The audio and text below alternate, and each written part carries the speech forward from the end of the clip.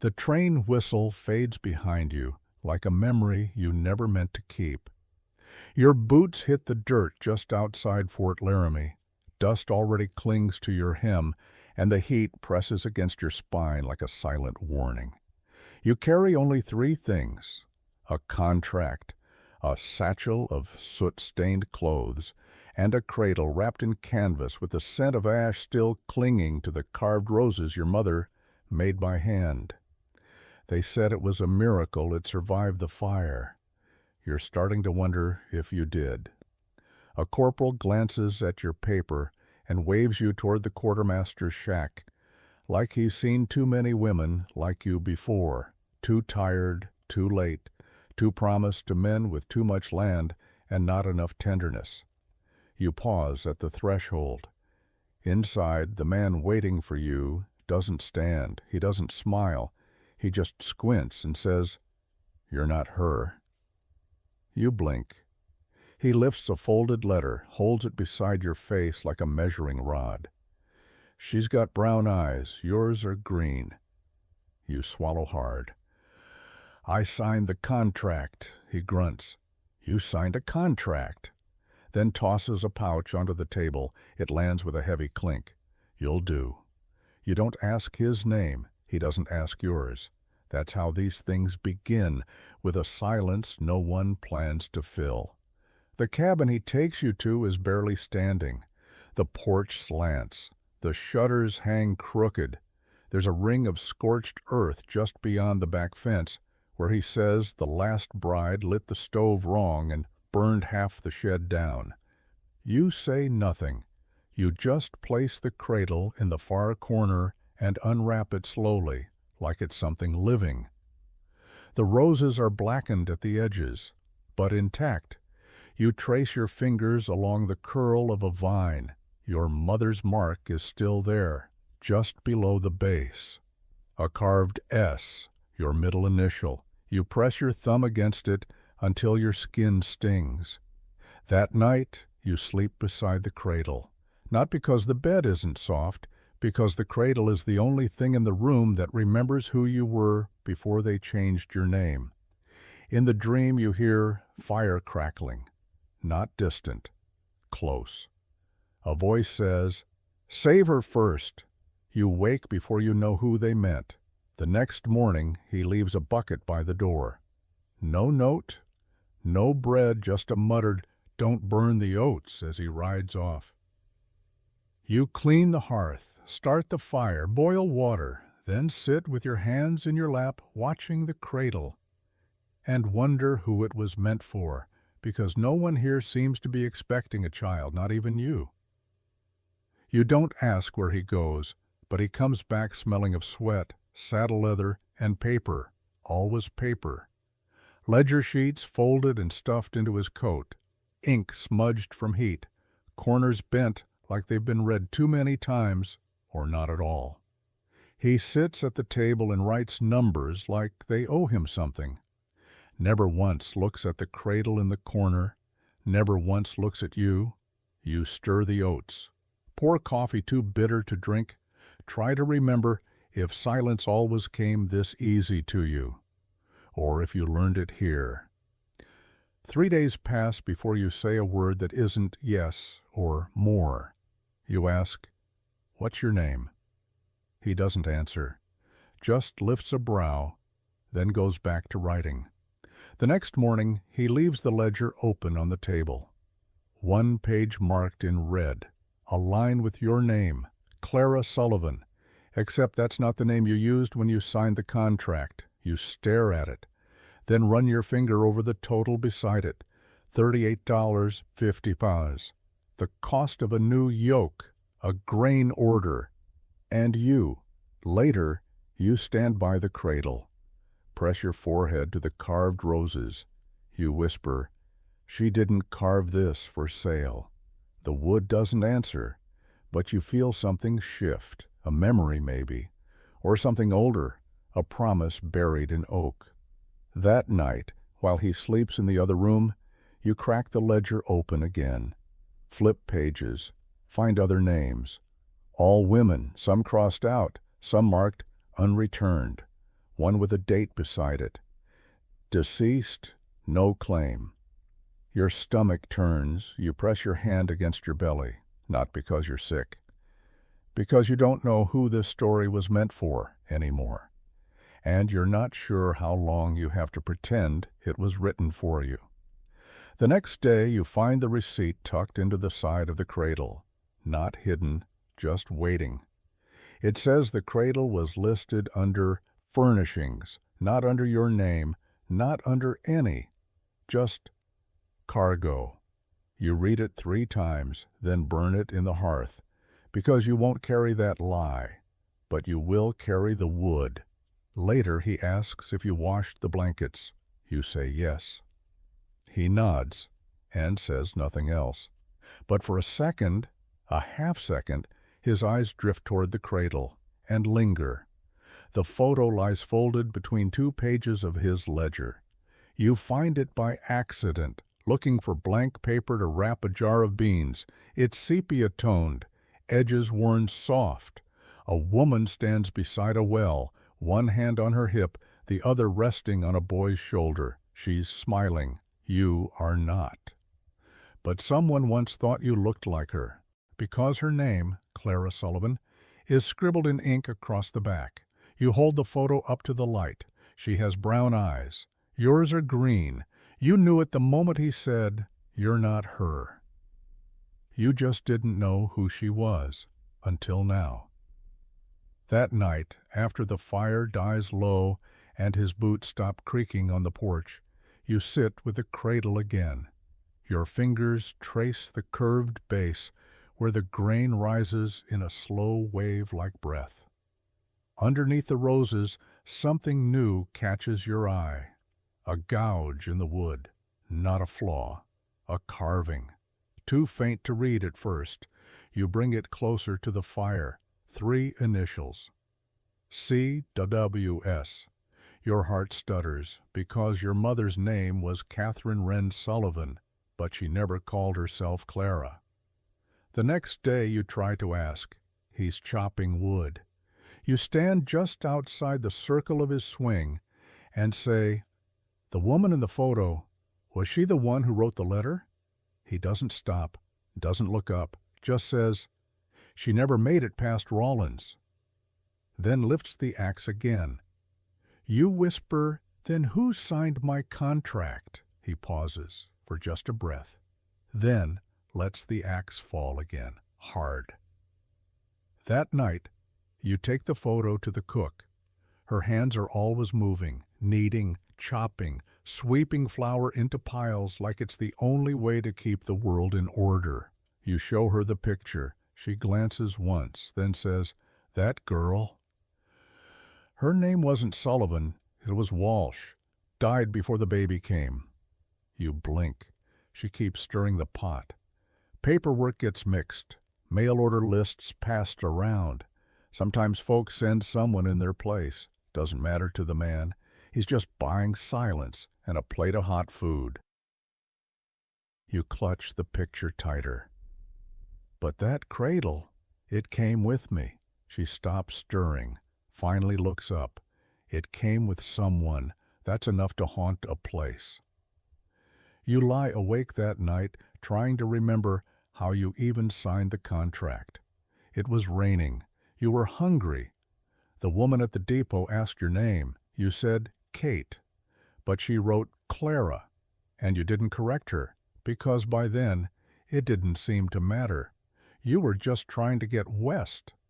Now you wonder if she knew what she was doing, if someone paid her to say nothing, or if forgetting is just something women learn to do when it stops saving them. The cradle creaks once in the dark.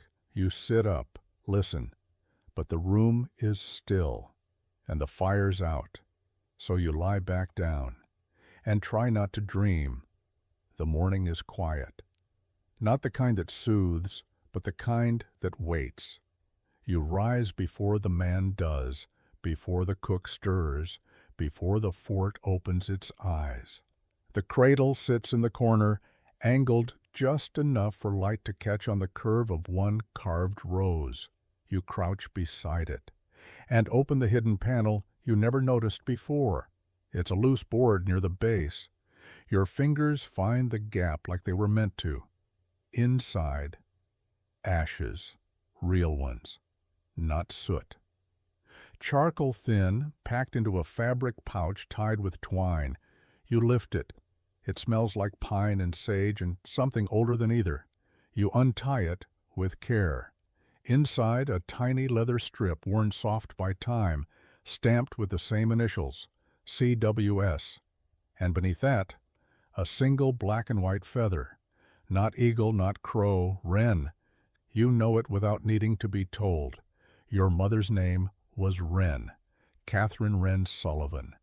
You clutch the pouch to your chest and feel the breath leave you, not panic, release. Because something inside you just snapped back into place, like a name finding its true root.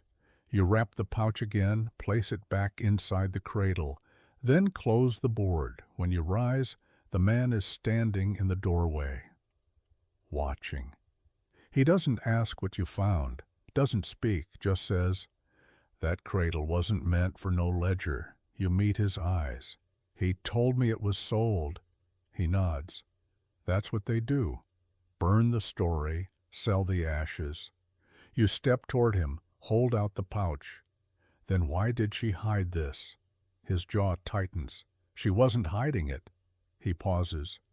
"She was saving it for the one who knew where to look." Later that day, you sit in the cookhouse beside the old woman. She takes the pouch in her wrinkled hands, opens it. Her mouth doesn't move, but her eyes do. "You ever hear of fire offerings?" she asks. You shake your head. She smiles, faint. "Some women burn the old pain, not to forget, to keep it from eating their daughters." You touch the feather, the black edge, the pale root. "I didn't know I had a mother like that," you whisper. She nods. You did. That night, you place the cradle in the center of the cabin. No more corner. You light a lantern and set it on the floor beside it. Let the glow soak into the carvings.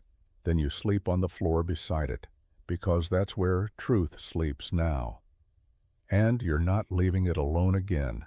She finds you in the morning, crouched by the cradle again, doesn't ask what you're looking for, just sets a tin cup of warm broth beside you and says, "Ledger fire was 2 years ago. They only half put it out." You glance up. The cook's eyes are sharp, but kind in the corners. "Which ledger?" you ask. She jerks her chin toward the quartermaster's office. "The one they keep for contracts, for brides, for debts." You grip the cradle's edge. "The one my name's in?" She shrugs. "Maybe, maybe not. But names got swapped. Some paid extra to forget. Others just got written over." You sit back. "What's that got to do with my—" She tilts her head. "You ever look at the underside of that cradle?" You blink. "I found the initials, CWS." She smirks. "Not those. Underside, real bottom." You wait, then crawl beneath it. It's faint, but there, carved in the rough grain near the rear rocker. JN plus CWS equals E. You touch it. Run your fingers along the plus sign, the equal mark. "What's that mean?" you whisper. The cook doesn't answer, just tosses a log into the stove and says, "Sometimes love letters don't get mailed, they get carved." That afternoon you walk to the quartermaster's shack. No one stops you. You find the stack of ledgers in the back closet, tucked beside a cracked jug and a roll of tar paper. Most of the pages are fire-bitten, curls of black at the corners, some melted together. You pull one, then another. And there it is, page 47. Bride Ledger, Fort Laramie. Half the names are missing, but 2 stand out. Clara Sullivan, assigned to J. North, and below it, scrawled faintly in pencil, "C note, Cradle returned, item not claimed, no infant found. Your knees give out, you sit in the dust, mouth dry, heart in your ears. Because that's your name, and not your name. And now you know who J.N. was, the man who wrote the letter, the man who never met the child. You go back to the cradle, lift it gently, roll it onto its side, and now the carving makes more sense. JNCWWSEU. That evening, the cook hands you a bundle, old quilt, worn shawl, and a strip of torn ledger paper.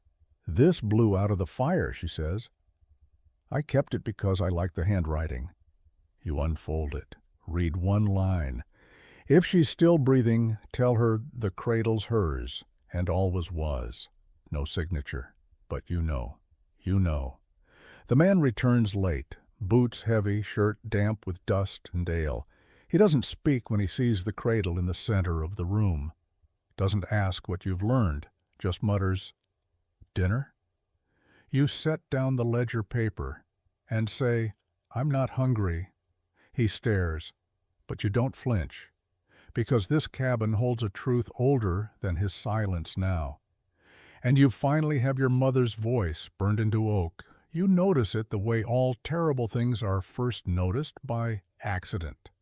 You're sweeping the hearth, chasing ash into the corner when the bristles catch on a floorboard that doesn't quite sit right. You bend down, lift the board, there's a box, old, heavy, wrapped in a bit of oilcloth and twine, like someone once wanted to hide it, but not too well.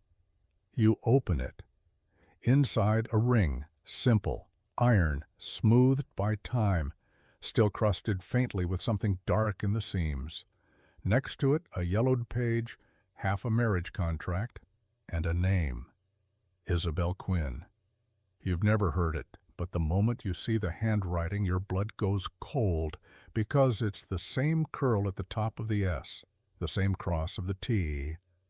He wrote this, not a clerk, him. You take the box outside. The cook's peeling potatoes by the smokehouse. You hand it to her. She takes one glance and hisses through her teeth. I thought that was lost. You wait. She doesn't return your gaze. Isabel was the one before you, she says. Came early spring. Said she was a widow. Came with a broken toe and a bag of seeds. He liked her. Did she leave us, you ask. She finally looks at you. No one saw her after the shed fire. Your breath stops. That was this year, she nods. He told us she went home. Said her people sent for her. You don't speak. You just sit. The ring still in your palm, still warm from the sun. That night you don't sleep. You sit beside the cradle, hands in your lap. The carving of the roses catches the lamplight. You think of your mother, of the hidden pouch, the initials, the ledger, the girl who wasn't found, and the ring that smells faintly of iron and lye. When he comes in late, again he sees the box on the table, stops. You wait. He pours a drink, sits across from you. Where'd you find it? You say nothing. He takes a slow sip, sets the tin cup down. She wasn't like you. You still don't speak. She talked too much, wanted too much. You say, did you bury her? He doesn't answer. You ask again, louder. His eyes narrow. What does it matter? You rise, take the ring, set it in the cradle, and say, because she might have had a name no one burned. Then you walk out. Leave the door open behind you, so the night can hear, so it can carry her story farther than she ever got to ride. The trail back to the station is dry and sharp, like memory before forgiveness. You borrow a mule from the cook. She doesn't ask where you're going, just hands you a canteen and a biscuit wrapped in cloth. Don't let the wind talk louder than you, she says. You don't promise anything. The depot is still there. Leaning left, roof patched with tin, sign swinging on one nail. Inside, the clerk hasn't changed. Same suspenders, same thick glasses, same cough when he leans too far forward. You step up to the counter. I was on the May 3rd transfer from Rawlins. He doesn't blink. That was a heavy shipment. 2 crates of canned beef, 1 girl in blue gingham. You lean in. I wasn't the girl in gingham. He flips a book open, follows a line with his finger. Clara Sullivan, claimed by one J. North, delivered intact. You tap the line. I'm not her. He looks up, finally studies your face, and then he sighs. Damn. He pulls another sheet, blows dust from the top. Had a second bride due same hour. Catherine Sawyer, never showed. Canceled en route. No record where she went. You whisper, that was me. He scratches his head. Might have been a mix-up. We had a runner, real wild-eyed. Said he had to get west. Took the second contract and said you'd follow. Couldn't argue. He had a soldier's pin. Your stomach turns. A soldier's pin? Yeah, scout badge. Fort Laramie. Your hands go cold. Because the only scout who ever looked you in the eye was the one who loaded your trunk while calling you Clara. And you hadn't corrected him. Because you were too tired, too scared, too hungry. You lean against the counter. What happened to the real Clara? He shrugs. Maybe she's still waiting in Rawlins. Or maybe someone else wrote her name one too many times and forgot which truth they started with. You ride back slowly. The biscuit gone. The name Catherine ringing in your ears like a bell muffled by years of dust. You whisper it once, then again, the mule flicks her ears like she recognizes it. You smile faintly. Maybe I do too. At the edge of the fort, you pause, watch smoke rise from the cookhouse, smell fresh bread, and think, you were sent here under a name that wasn't yours, but maybe the one you left behind never fit either. That night, you return the mule, thank the cook, and go inside the cabin without saying a word. You place your hand on the cradle, feel the carving. CWDUS. It no longer feels like a mystery. It feels like a map. You dream in pieces now, quilt squares, feathers, a face you almost recognize framed by lamplight and smoke, a baby crying, not shrill, not hungry, just calling. And your arms feel heavy with absence. You wake with your hands reaching for something that isn't there. The cook is already boiling water when you step outside. She eyes you once, then says, "You been to the station." You nod. She hands you a strip of cornmeal and a quiet. You sit on the porch and eat in silence, watching a hawk ride the updraft past the edge of the fort wall. Then you ask, "Did I ever have a child?" She freezes, then moves slower, places the ladle down, wipes her hands, sits beside you. "You were young," she says. "Too young." She tells it soft, like someone unthreading a knot too tight to pull clean. Your mother came through the fort once, injured, alone, barely able to stand. She had a baby in her arms and a cradle tied to the back of her mule, said nothing but your name, Eliza, said it twice, then collapsed. They fed her, tended the wounds, sent for help. By the time it came, she was gone. But the baby, still warm, still breathing. And you?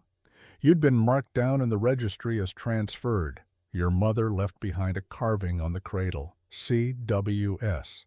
You were the girl in the cradle, and then you weren't. You gripped the edge of the porch rail. "I don't remember." The cook pats your knee. "Not everything worth carrying stays in your head. Some of it lives in your hands, in your habits, in how you look at ash." You go back to the cradle, kneel beside it, press your ear to the wood. You don't expect to hear anything, but you do. A single name, so quiet, it could be your own heartbeat, Eliza. You ask the quartermaster if there were adoption records. He laughs. We don't adopt out here. We reassign. You say nothing. He shrugs. If she was yours, and someone marked her down as lost, there's no law to fix that. But law was never your language. Story is. And you've got enough of that now to trace her shadow. That night, you write a letter. To no one, or maybe to her. You fold it once, place it in the cradle, then whisper, if you're still out there, I'll find you. And even if the night doesn't answer, the cradle doesn't feel empty anymore.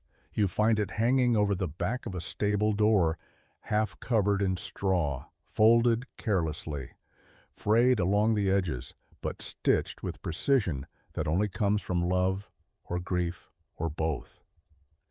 At first, it's just a blanket. Then you see the corner, a faded tag sewn inside. 3 letters, EMS, you freeze. Eliza Morgan Sullivan. You've never said the full name aloud, but you've thought it, dreamed it, whispered it to yourself when the cradle rocked too quietly in the middle of the night. You lift the blanket. It's heavier than it should be. Back inside the cabin, you spread it on the bed. The pattern isn't like the ones you've seen in the fort's bunkhouse. This one has symbols tucked between squares of color, a horseshoe, a braid of wheat, and in one corner, 3 black stitches forming a half circle.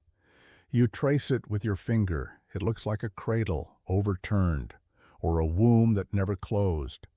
You sit on the edge of the bed and hold the blanket like a question. Then you fold it, place it inside the cradle, and feel the room exhale. The cook finds you an hour later. She sees the blanket, nods once. That belonged to the midwife. She kept it quiet, said it wasn't for warming, it was for remembering. You blink. She made it. She finished it, the cook says. Your mother started it. You run your hand across the thread again. What happened to the baby?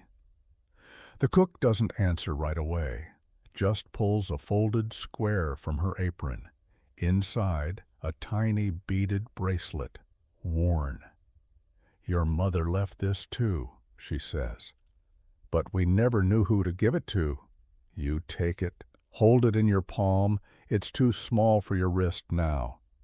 But you remember, deep in the bone, what it felt like to wear something that said you were chosen. You ask to see the fort's outgoing records. The clerk frowns but lets you. You scan the manifest line by line, then you find it.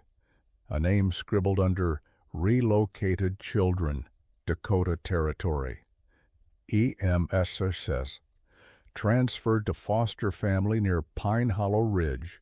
No mother listed, just infant female, delivered with carved cradle, burned shawl. You sit back. The cradle wasn't yours. The baby was. You write another letter, this time with an address. You seal it, pack the bracelet, and prepare to ride. But not before you place the blanket in the cradle one last time and whisper, I'm coming. You ride east with the sunrise in your eyes and the bracelet pressed into your palm like a vow. The fort disappears behind you. So does the name Clara. So does the woman who answered to it. The road forks at an old cottonwood.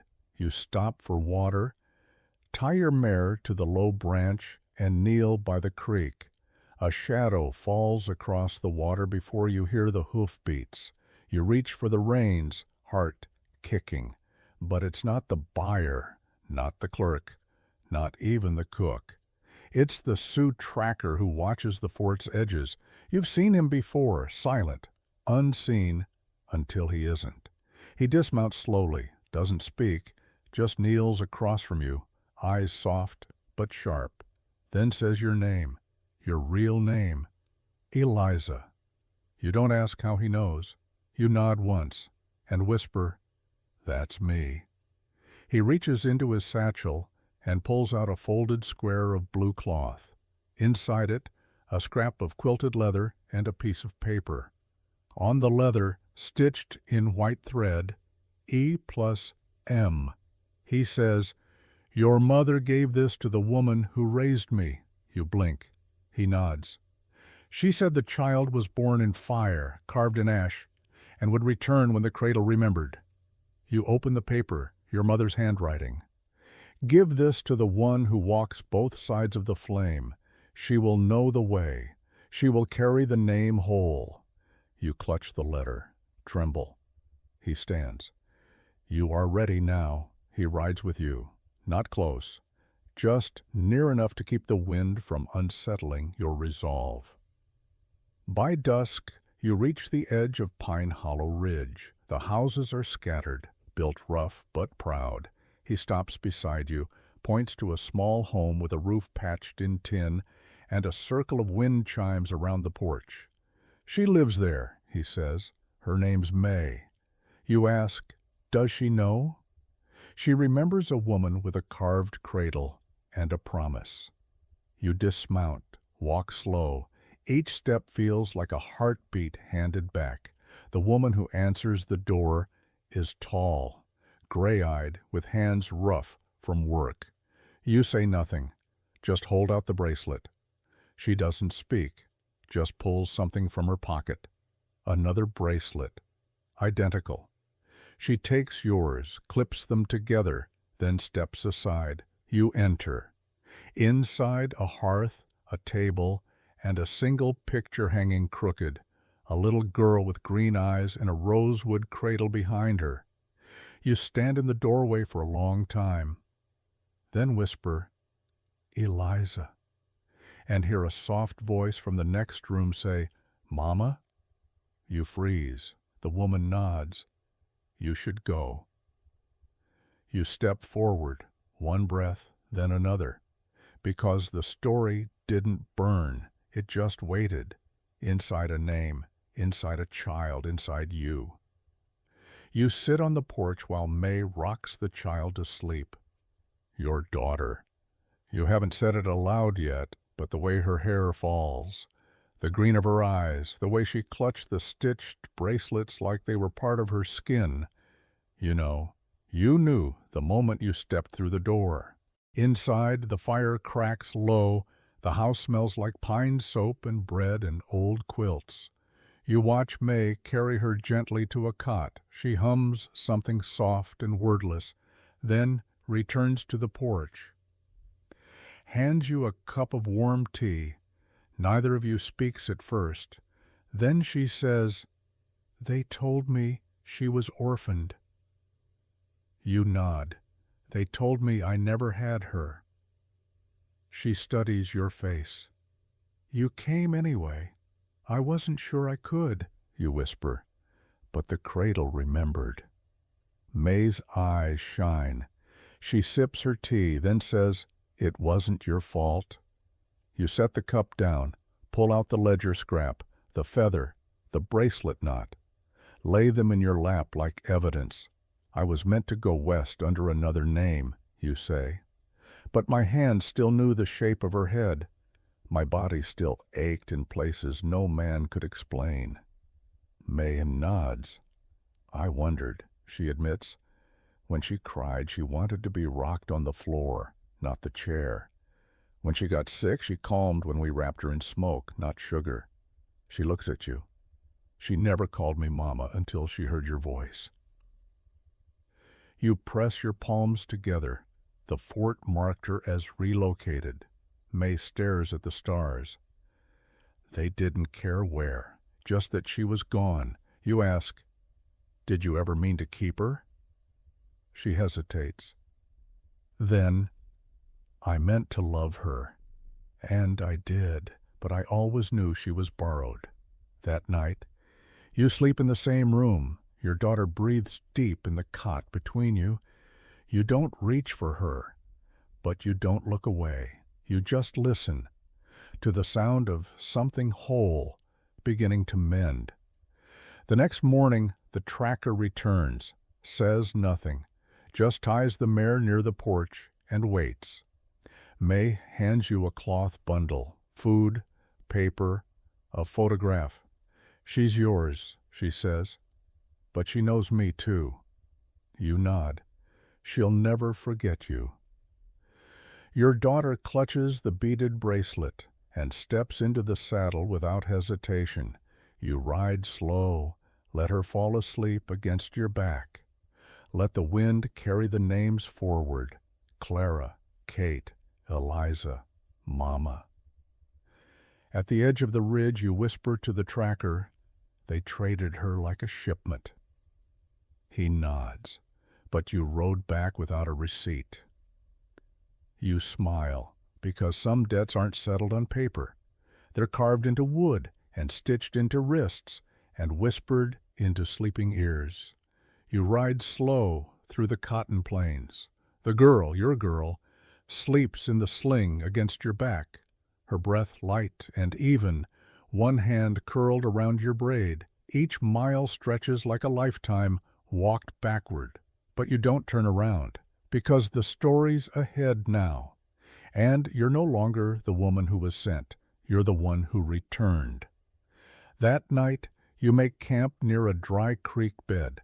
The fire is small. She sleeps on the blanket with both bracelets looped around her wrist like armor. You sit beside the cradle. Yes, the cradle. You went back for it, because it was never part of the sale. It was the story.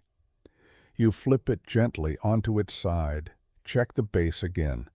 Duckwas plus JN equals E. The math holds. A woman. A man. A child. One equation they all tried to forget. You trace it with your thumb. Then add a line. Just one. Below the initials, you carve your daughter's name. Rosa. It blooms beneath your hand like something forgiven. At dawn, the tracker stirs the fire. You sit nearby, knees drawn, sipping coffee from a dented tin. He watches Rosa roll in her sleep, then says, "She'll remember none of this." You nod. But her hands might. He considers that, then gestures to the cradle. What will you tell her? You think, then say, that her mother walked through fire with no shoes, that her name was borrowed, burned, and sung back into bone, and that some stories begin with a sale, but end with a choice. Back at the fort, people stare, not at you, at her, because she looks like someone who doesn't belong to anyone's silence. She walks ahead of you now, one bracelet around her wrist, the other tucked inside the cradle she insists on pulling with her own hands. They ask who she is. You answer, mine, then add, but she belongs to herself now. That night, you show her the carving. Tell her about Catherine, about the ledger, about the lie. You don't dress it up, but you don't let it weigh her down either.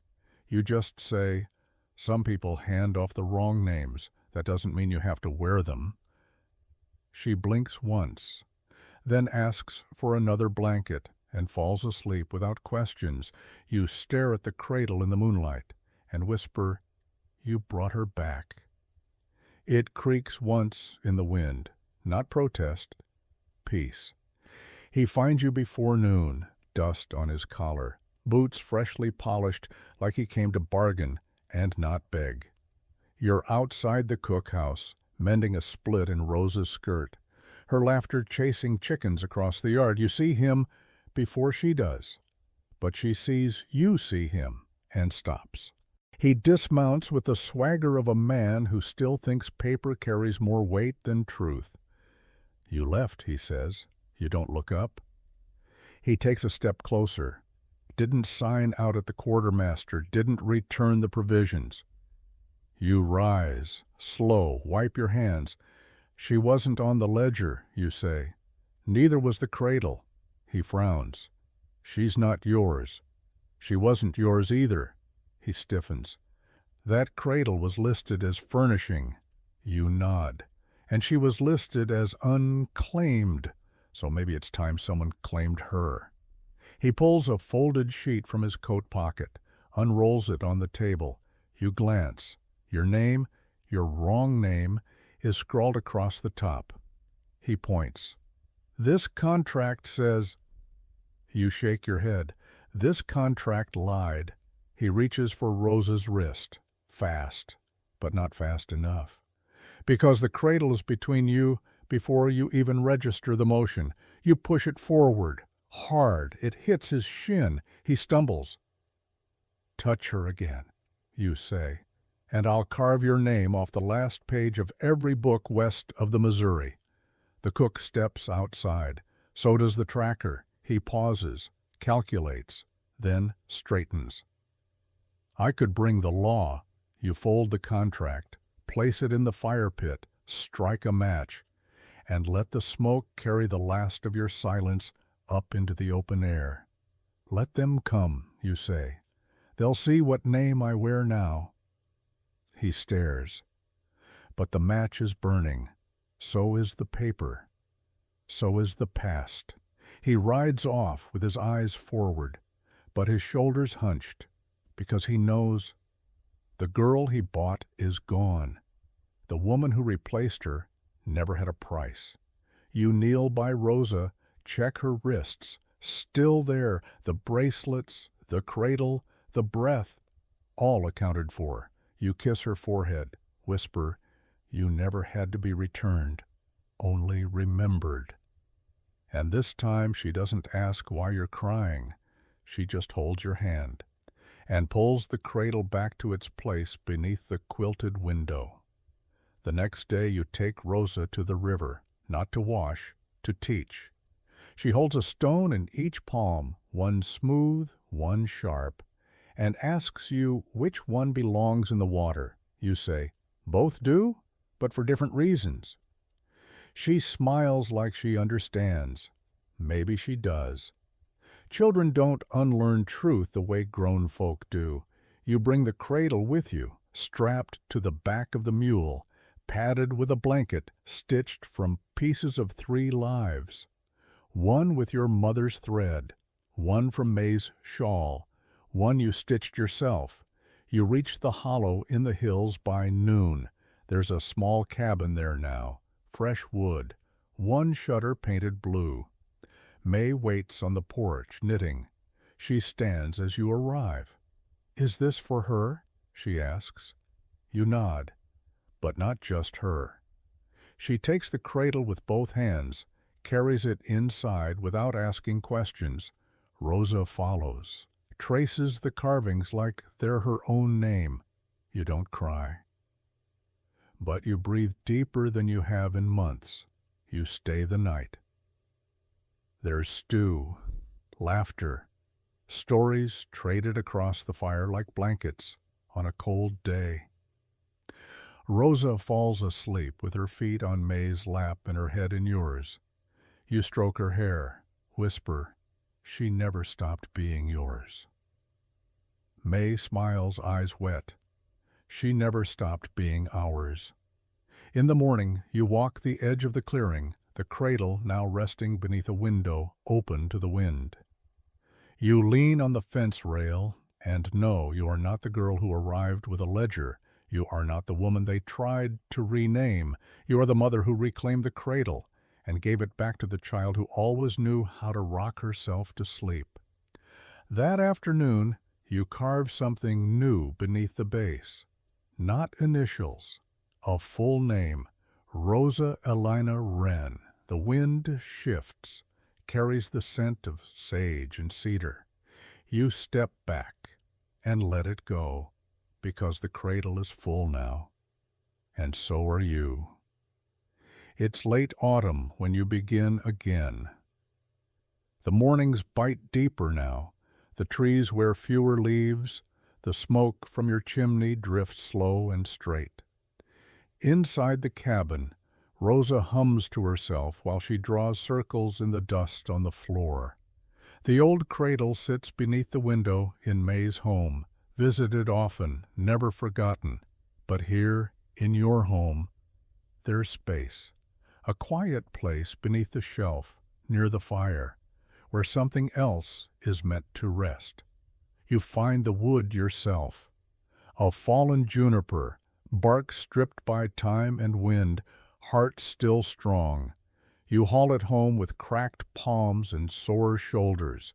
The tracker watches you drag it, offers to help. You shake your head. I need to carve this one with my own hands. He nods and walks beside you, saying nothing more. You sand it in the mornings, cut joints by noon, shape the base with care and memory. This one isn't for Rosa. This one isn't for a child. It's for you.